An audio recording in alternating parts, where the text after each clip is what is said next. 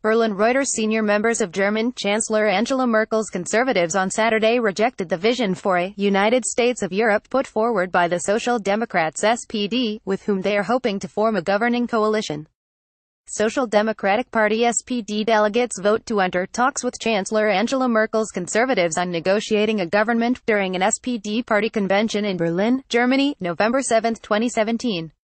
REUTERSFabrizio BenschSPD leader Martin Schulz said on Thursday his party, which suffered its worst post-war election result in September, would only gain support by providing a clear vision of Europe, and called for a United States of Europe by 2025.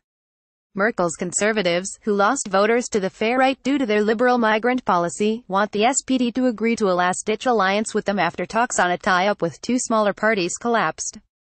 Discussions on maintaining the Conservatives' PD coalition, which has governed Germany since 2013, are due to start on Wednesday, but the two parties look set to clash over the issue of Europe, which is likely to play a key role in talks. Senior conservative Volker Kauter said Schulz's European proposal posed a danger to the EU and citizens' approval of Europe, and Peter Altmaier, Merkel's chancellery-chief, said the idea, and especially the time frame, was unrealistic. An EMNID poll for Bild newspaper found less than a third of Germans, 30%, supported Schulz's idea while almost half, 48%, rejected it. Kauter told the Tagesspiegel newspaper it was necessary to strengthen Europe but also important to recognize that at the moment people longed for the reliability that they believe they can find in national states. He added, the proposal would also jeopardize the work of unification that is unique in the history of the world because the majority of member states certainly wouldn't participate in creating a United States. Another grand coalition?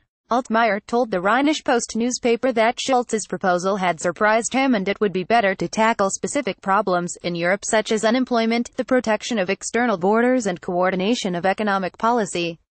Discussion about whether Europe should be a federal state, confederation or a United States is one for academics and journalists, not for German foreign policy. Altmaier said, a United States of Europe would transfer member states' sovereignty to Brussels and there would not be a majority for that in many EU states, he added. Merkel has also been skeptical, saying on Thursday she would rather concentrate on more cooperation in defense by 2025, on employment, and on innovation. Christian Social Union (CSU), the Bavarian sister party to Merkel's Christian Democrats CDU, also rejected Schulz's plan. Senior CSU member Markus Söder told Welt am Sonntag his party did not want Germany becoming an administrative unit of the European Commission in a European superstate. But the SPD defended Schulz's plan, with Foreign Minister Sigmar Gabriel telling Deutschlandfunk Radio it would ensure Europe's voice is heard on the global stage at a time when the influence of Asia, Latin America and Africa is growing.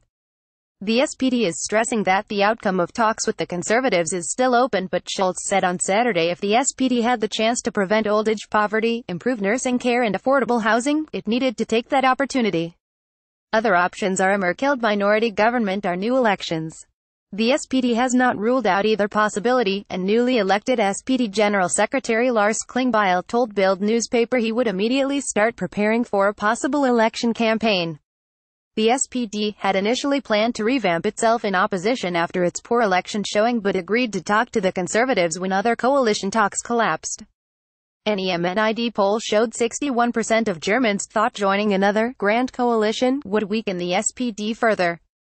Kauter said the Conservatives would go into talks prepared to make compromises but added his party had some absolutely key demands, like capping migration and suspending the right to family reunions for some asylum seekers. Reporting by Michelle Martin, editing by Andrew Bolton and Peter Graff. For Standards, the Thomson Reuters Trust Principles.